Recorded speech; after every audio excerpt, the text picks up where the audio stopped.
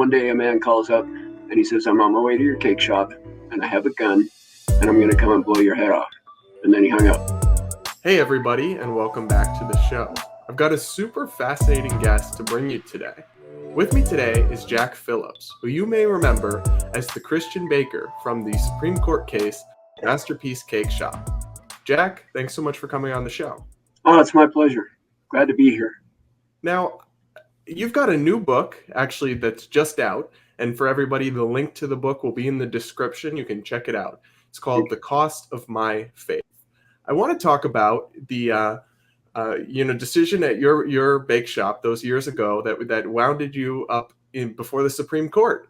And many people may be familiar with the story, but a same-sex couple came in and asked you to design a custom wedding cake, and you said you weren't able to due to your religion. Let's just start, though, from even before that. Before that couple ever came in and you ever got into this controversy, how did your store operate in terms of gay customers, and did you ever think you'd wind up in the middle of a national gay rights controversy? No, not at all, because at Masterpiece Cake Shop, we serve everybody who comes in, but we can't create every cake with every message that needs to be expressed, and so we've had to decline a number of different messages over the years. My wife and I, before we opened, it's a family place, my wife and I own it, a lot of family members working here. But before we opened it, we discussed some of the cakes that we would and would not create, and included in that list would be cakes that celebrated Halloween, or cakes that were anti-American or racist, or cakes that would denigrate or defame or insult other people, including people who identify as LGBT. If you asked for a cake like that, I would turn that down as well. But also before we started, we also knew that we wouldn't create cakes to celebrate same-sex weddings. And this was we opened in 93, so back in 91, 92, we already discussed that while it was still not on anybody's radar.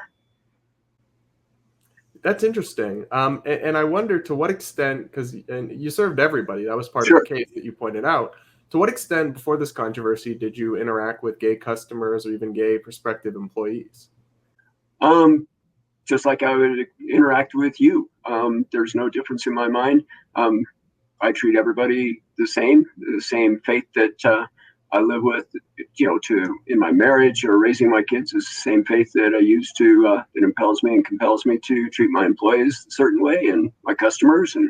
And so I want to love and serve everybody the way that Jesus Christ would. But at the same time, I can't create every message that people ask me to create. So that's the dividing line there. It's the message. It's never the person. Yeah, that's interesting. And it ended up becoming this national flashpoint for the First Amendment, the Constitution, all of these things that are important to so many people. But at first glance, for some people, it's just a cake. So can you explain your thought process? Why not just bake the cake and avoid the hassle? Well, when I was growing up, I loved art. So in high school, all my electives would be in the art room.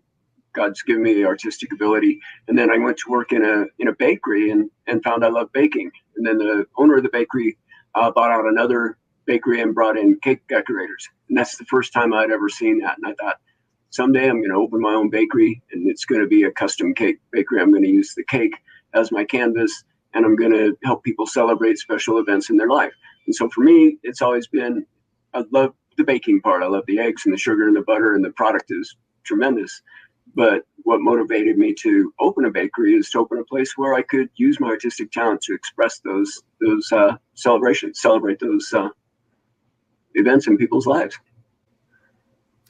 Yeah, and I think you touched on something there that's interesting, because a lot of people think of your case as a religious freedom case. And in a broad sense, it was. Mm-hmm. But the legal argument was more of a free speech case, right? I mean, you were arguing that you should not be forced to create an act of speech that violated your deeply held beliefs. It was more about the speech aspect of it, right? Yeah, from the speech standpoint, most people, think of, right of freedom of speech is the right to say whatever you want to say. But it also is the right to not be compelled to say what you don't want to say. And in this case, the government was trying to force me to create a message, to make a speech, to express these things that went against my deeply held religious beliefs. And that's just wrong. So the government doesn't give us these rights. The government's job is to protect these rights that are written out clearly in our Constitution. Yeah, and that makes me wonder if it's really not about the content of the speech. So obviously it was a flashpoint because it was a same-sex wedding, and that's very controversial. But if the situation was reversed for a hypothetical, and a gay person like me runs a bakery, right? And Mhm. you had come in, or another person had come in, and wanted Bible verses printed in frosting, and that we objected to that. Do you think we should have the right to say no and refuse that service? Oddly enough, that happened, and that uh, issue was brought up in our Supreme Court case because a man in Denver went to 3 bakeries and asked them to create cakes that spoke against same-sex marriage and homosexuality. And all 3 of those bakers said, no, we can't create those because we don't approve of that message. We don't want to express that message. So that baker or that customer went to the Civil Rights Commission and filed a complaint. And the same Civil Rights Commission that said that I was guilty of discriminating against somebody said that those bakers were not guilty of discriminating against him, but they just were refusing to create the message. That was what I was trying to do all at the same time. It's just identical. So I agree with those bakers. They should not have been forced to create those cakes and express that message. So the Supreme Court heard that argument and ruled in my favor that way. Yeah, so that interests me too because it seems like you shouldn't be able to have that both ways, right? It's either got to be all one or all the other, just to be logically consistent. Right.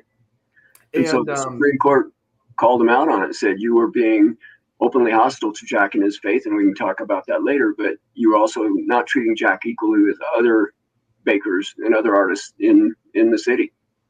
well, and I do wonder about that aspect of it in the sense that because it's a speech issue and because it's a lot of people when I would talk to other people about this case because I was out there. I know you probably couldn't keep track of it all because there was so much, but I wrote about your case a lot. I advocated for your right, even as somebody from a very different walk of life and with very different beliefs than you. My logic was always whatever rights I want for myself, I've got to support for you and for anyone else.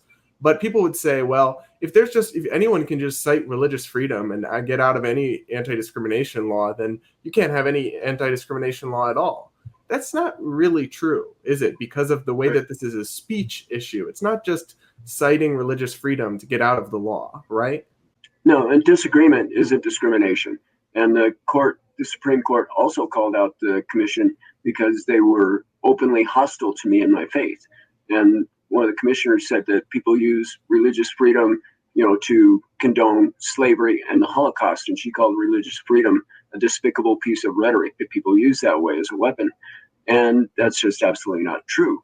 If she has no concept of slavery, it was mostly Christians who helped fight against slavery in this country and in England, William Wilberforce and people like that. And then the Holocaust was especially personal to me because comparing my declining to create a cake with the message, an inherent iconic message that a wedding cake has, to the Holocaust. My dad fought in World War II. He landed on Normandy. He fought in France. He fought in Germany. He was in the Battle of the Bulge. He got a Purple Heart. He was sent back to England where they patched him up, sent him back into combat. And he was part of a group that helped liberate Buchenwald concentration camp. And so he saw the horrors of that. And for this commissioner to express the equality between the Holocaust and my declining to create a cake that went against my messages, while all the while I would gladly serve those 2 men, just ridiculous. Yeah, I honestly, I went to a very far left university, so I've seen this kind of thing. But I almost wonder, they targeted you and they've continued to target you. Uh, where does this, and the Supreme Court actually found as part of the ruling in your case that the Colorado Civil Rights Commission, as you mentioned, was hostile, illegally hostile to you as a Right. person of faith. The government has to treat people equally, can't discriminate against religious folks. Right. Where does that hostility come from? Why is it that on the city council and other parts of our politics, people are becoming openly hostile to Christians? I don't know where it comes from. I know in our second and our third lawsuit, the person who's suing me is an attorney here in Colorado. And the day that the Supreme Court granted our case or announced that they were going to hear our case back in 2017, this person called us on that very day, and it was a crazy day in the shop. We had media, we had hundreds of visitors, and it was just talking to people and trying to keep up with stuff.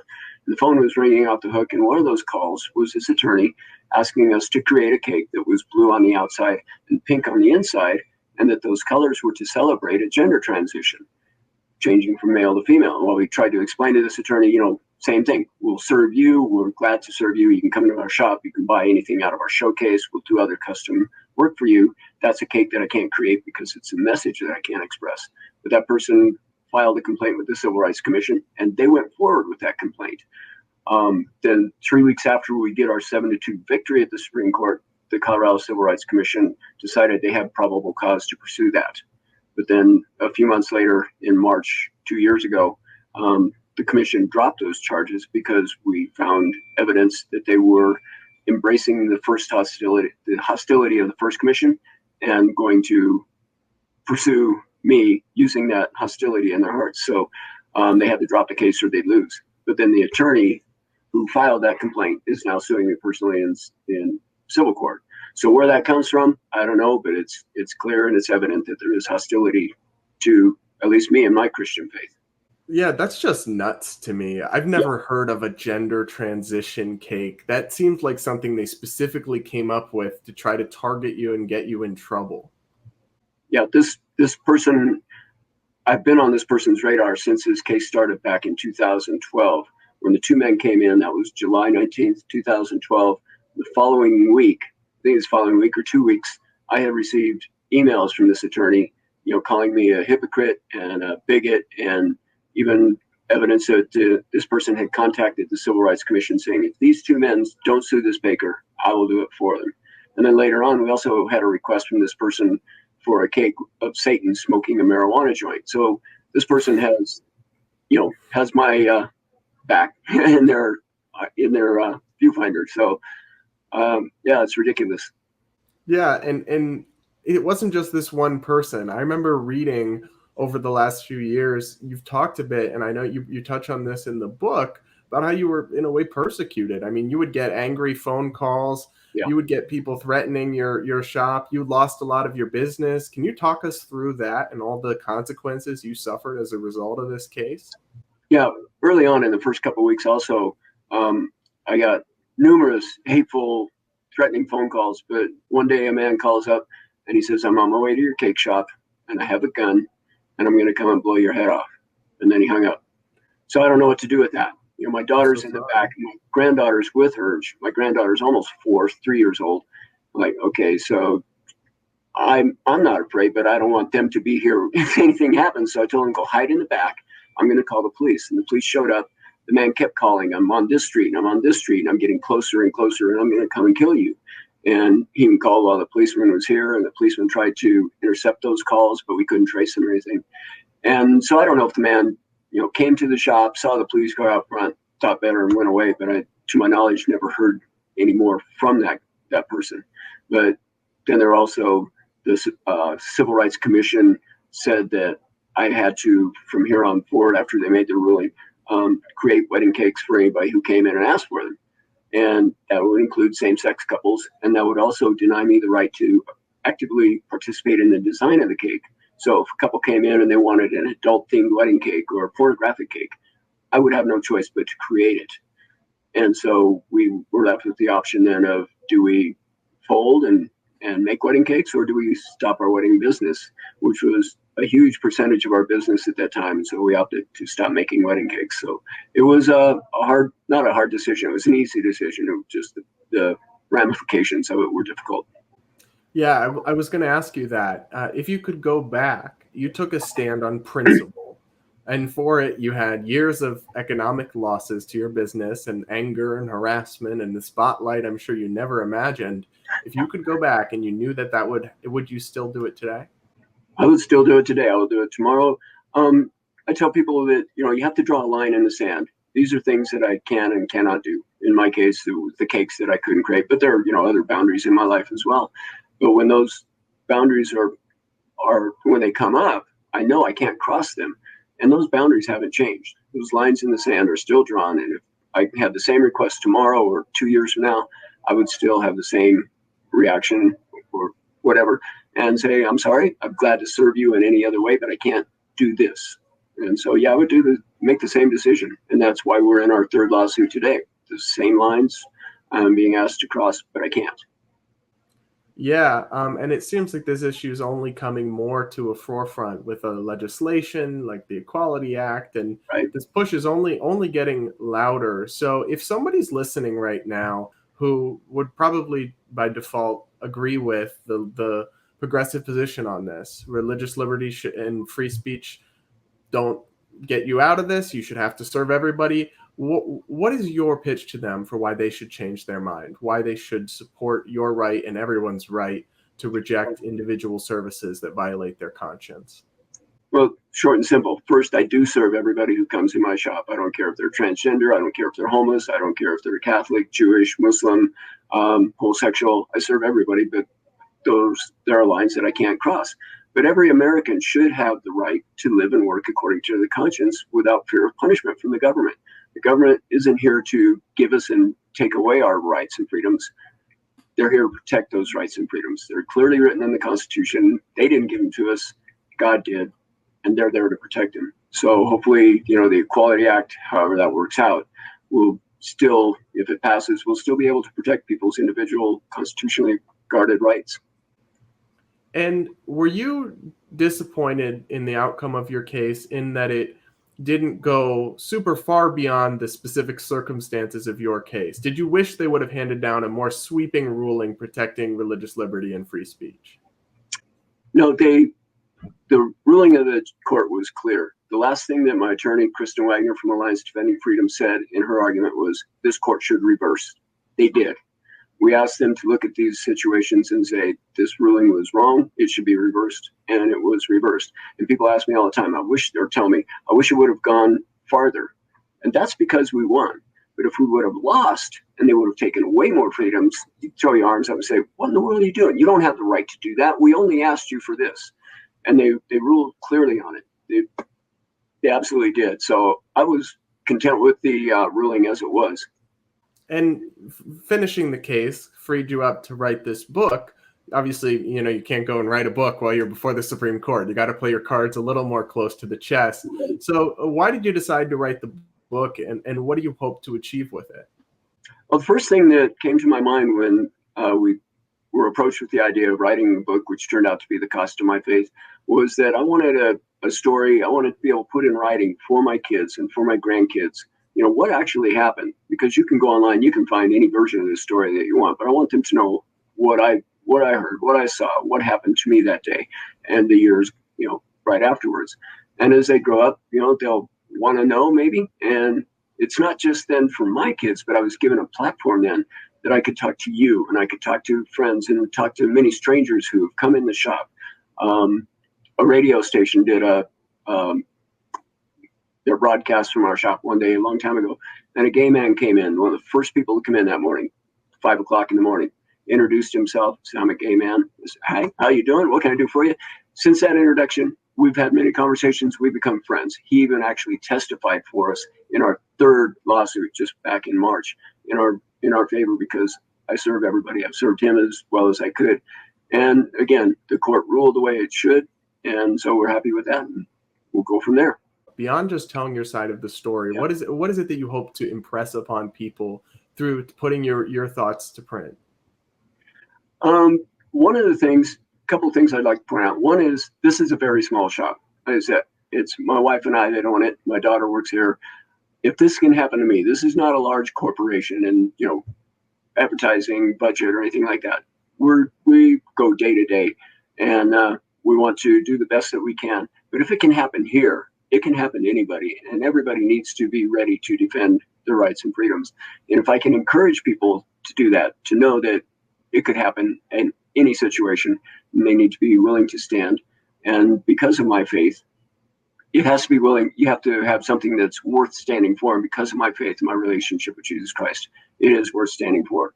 I also want them to know the Alliance Defending Freedom has defended us for almost 9 years every day.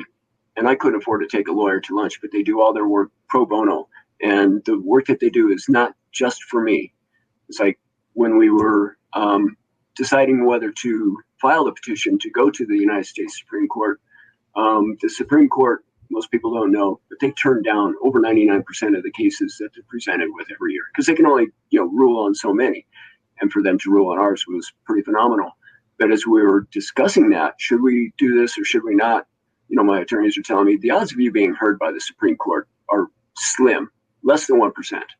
I said, well, then let's go ahead and file because we're already not being heard. What's the worst that could happen? They say, no, you're not heard officially. I said, the worst that could happen is they grant your case and then you lose. And I think it was at that point I realized this was not just about Jack making cakes. This is not about my bakery. This is about the rights of every American. So I want people, as they read The Cost of My Faith, to understand that these things are at stake for all of us, and they need to be fought for, and they need to be protected. And how do you see your business and your life moving forward? Are the lawsuits ever going to end? Is your business ever going to go fully back to normal? Or is this stuff still lingering with you, this backlash? I don't know what the future holds. It's really hard to predict that. But the attorney who's suing me this time, during our mediation, this attorney and I and the mediator had a face-to-face private conference that went on for about 2 hours. And toward the end of that meeting, this attorney told me that if I won this case, or if it was dismissed on a technicality or anything like that, I would get a phone call the very next day with another cake, and we would start all over again. So this attorney has promised that, not just to me in a private conversation, but then under oath in our trial back in March. Yes, I will go after this man again. So will it end? I don't know. Where will it end? When will it end? No count, I'll tell you. Yeah, it boggles my mind because I think about it like the trouble involved for that couple all those years ago to find another bakery. I doubt that you have the only bakery in the state of Colorado.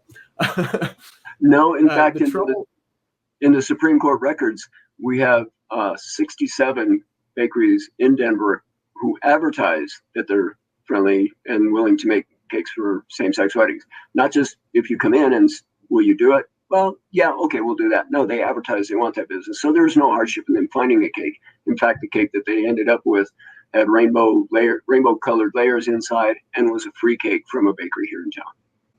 Yeah, and that just shows how disproportionate this thing was. I mean, you get years of harassment and they just have to go to one of 67 other bakeries. I guess I will wonder, how do you feel about that couple that came into your store and sued you? How do you reflect on that? Yeah, like when we were doing the mediation with the attorney that's suing me now, the mediator asked, have you two ever talked face to face? I said, no. Could that be arranged? And I thought, of course. And then talking it over with my attorneys, I said, yeah, I would gladly meet with this person. I would gladly meet with the couple that came in because I would like to, have a conversation. I wish we could have had one that day, but we didn't. 20 seconds after they said we need a cake for a same-sex wedding. Sorry, I'll create other work for you, but I can't do that one. They stormed out and we never had a chance to communicate that since.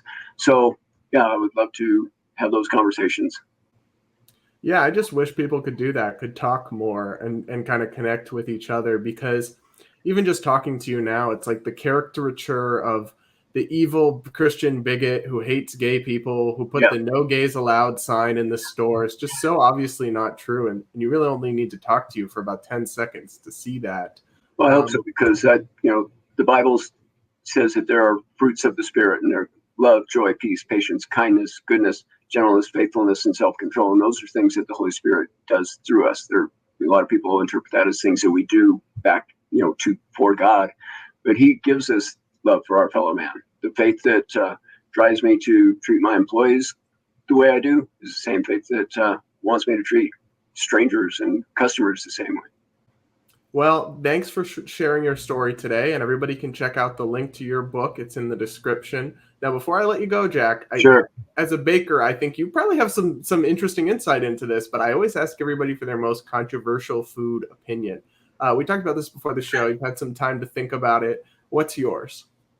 If you asked one of my very best friends, he would point out that if I have a steak or a pork chop, when I get done with that piece of meat, there is nothing left on the bone. He says it looks like an army of ants ate it. So I'm going to, that's not a common thing, but I'm going to eat everything on my plate, and including, every scrap of meat on that bone. So that's kind of weird, but there you go. I guess that is definitely unique. yep. Jack Phillips, everybody, thanks so much for coming on.